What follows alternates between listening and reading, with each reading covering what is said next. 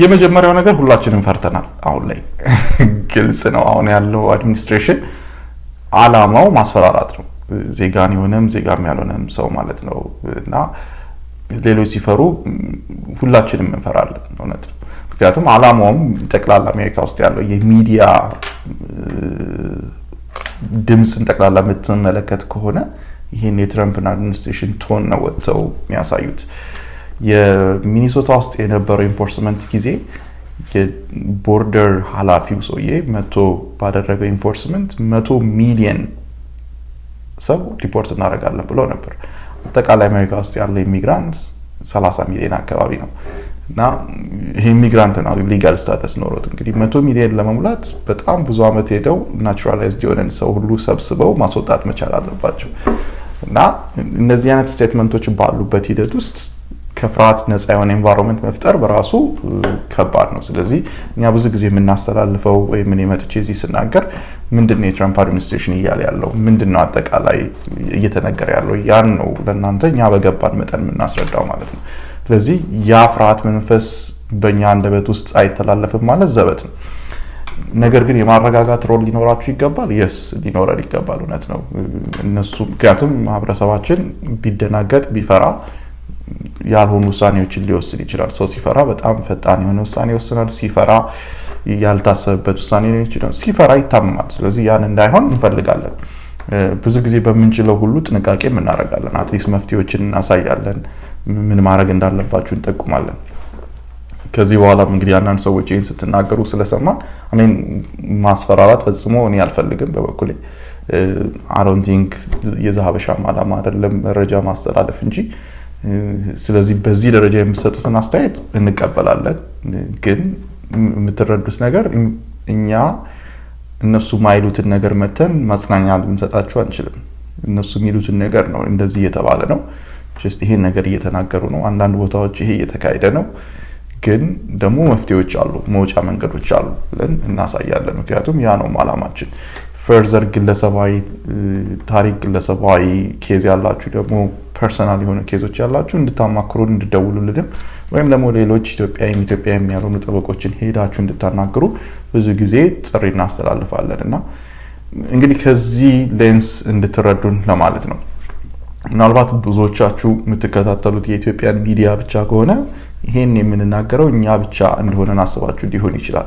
ይሄ አጠቃላይ የሚዲያ ኤንቫይሮንመንት አሁን የትራምፕ አድሚኒስትሬሽን በየቀኑ የሚያወጣቸውን ህጎች ነው የሚያስተላልፈው። መሬት ላይ እውነት ለመናገር በጣም ብዙ መጥፎ ነገር የሚያዩ ጠበቆች ናቸው። ግን እኔ ኢሞሽናል ሆኜ እስከ ማንባት የምንደርስበት ጊዜ አለ። የምናየው ነገር በጣም ከመግበዱ የተነሳ ማለት ነውና እኛም ራሳችን የምንፈተንበት ጊዜ አለ። ይሄ ቀላል ጊዜ አይደለም፣ እጅግ ከባድ ጊዜ ነው። ክላይንቶቻችንን ኬዝ አጠቃላይ የምናያቸው በየቀኑ የሆነ የምንመለከተውን ማናችንም አንድ ጤነኛ ሰው የሆነ ሰው የሚደሰትበት ኢንቫይሮንመንት ውስጥ አይደለም ማናችንም ያለነው። አይ እንድትረዱ እንግዲህ አንድ ነገር መረዳት ያለብን የአሜሪካ ስርዓት ለምሳሌ አሜሪካ ውስጥ ሚኒሶታ ላይ or ደግሞ ዋሽንግተን ዲሲ ላይ ያለ or ዋሽንግተን ቨርጂኒያ ላይ ያለ ሎየር አጠቃላይ ቻይና ውስጥ ካለው ሎየር ይበልጣል በቁጥር። እና ይሄ ምንድነው የሚጠቁማችሁ አሜሪካ በጣም የህግ ሀገር ነው። ምክንያቱም ከብቶቻችሁ የምታሰማሩት ሳር ያለበት አካባቢ ነው ራይት። ይሄ ሁሉ ሎየር የበዛው አጠቃላይ ህጉ ማለት ማህበረሰቡ ከህግ ጋር የተቆራኘ ማህበረሰብ ስለሆነ ነው። እያንዳንዱ ነገር ለክስ ይበቃል። እያንዳንዱ ነገር ወደ ፍርድ ቤት ይሄዳል። በጣም ትንንሽ ነገሮች ራሱ ትልልቅ ወጪ የሚያስወጡ የህግ ሂደቶች ውስጥ ያስገባል። እና ለብዙዎቻችን እንግዳ ነው። በተለይ ከኢትዮጵያ ከአፍሪካ ኢቭን ከዩሮፕም ለሚመጣ ሰው የአሜሪካ ማህበረሰብ እና የሊጋል ሲስተም እጅግ እንግዳ ነው። ስለዚህ ነው በአንድ ስቴት ብቻ ያለ የህግ ባለሙያ መጠን አጠቃላይ ቻይና ውስጥ በቢሊዮን የሚቆጠር ማህበረሰብ ያለበትን ማህበረሰብ ውስጥ ካለ ሎየር ይበልጣል። ቼክ ማድረግ ትችላላችሁ ይዳታ። ስለዚህ በዚህ ኢንቫይሮንመንት ውስጥ ሰክሰስፉል ለመሆን ከህግ ጋር ያለን ቁርኝነት በጣም ጥብቅ መሆን መቻል አለበት፣ መገናኘት መቻል አለበት። ለምሳሌ አንድ ኤግዛምፕል ውስጥ አሜሪካ ውስጥ ሆቴል አንድ ሰው ሬስቶራንት ከፍቶ ደንበኛው መጠጥ ጠጥቶ ወጥቶ ሰው ቢገጭ የተገጨው ሰው ሁለት ሰው መክሰስ መብት አለው። አንደኛ የሬስቶራንቱን ባለቤት የመክሰስ መብት አለው የተገጨው ሰው ኦር የሚገጩን የመክሰስ መብት አለው። ገጩ ድሃ ከሆነ ገጩን ይተውና የሬስቶራንቱን ባለቤት የመክሰስ መብት አለው። ምክንያቱም የሬስቶራንት ባለቤት እየሰከረ እያየ እጁ ላይ የመኪና ቁልፍ እያለው እያየ እንዲነዳ አንድ ፈቅዶለታል፣ መከልከል ይችላል። ሁለት መጠጥ ሸጦለታል እየሰከረ አቅሉን እየሳተ እንደሆነ ማለት ነው። ስለዚህ የኔግሊጀንስ ኮዝ አለ ማለት ነው እዚህ ላይ ያን ሬስቶራንት። አሁን ይሄ በሌላው ዓለም በጣም እንግዳ ነው የሚሆነው። ለምሳሌ ሌላ ቤት ሰው ጋብዘ ልታስደስተው ሊሆን ይችላል የጋበዝከው፣ ግን ወለልህን ቤት መኖሪያ ቤት ወለልህን በስነ ስርዓት ሳታደርቀው መጥቶ ቢወድቅ ያ ሰው አንተን የመክሰስ መብት አለው እና አንተ ምናልባት ሚሊዮነር ብትሆን ቢከስክ በጣም ብዙ ገንዘብ ካንተ ያገኛል። ምክንያቱም ቤት ጋብዘዋል፣ ስትጋብዘው ሰው እንደሚመጣ አውቀሃል እና ኮሊደር እንዳልደረቀ ታውቃለህ፣ ወይም ደግሞ ወለሉን የወለወልክበት ነገር ያዳልጣል። ስለዚህ ያን እያወቅ ሰው ጋብዛል። የጋበዝከው ሰው አንተን አምኖ ቤት ውስጥ ገብቷል።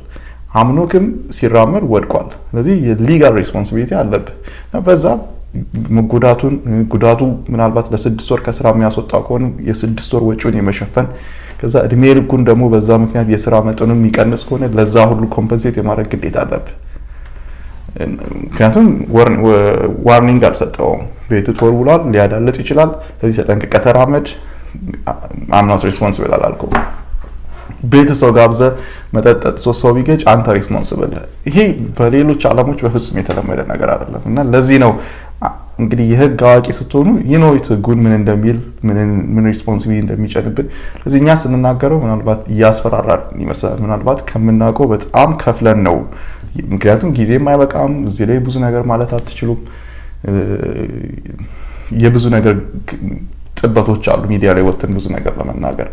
በዚህ ሁኔታ ውስጥ እንደገና ታስፈራሩናላችሁ ካላችሁ I mean it's not our intention፣ ግን አሁንም በደንብ ማይንድፉል ለመሆን እንጥራለን።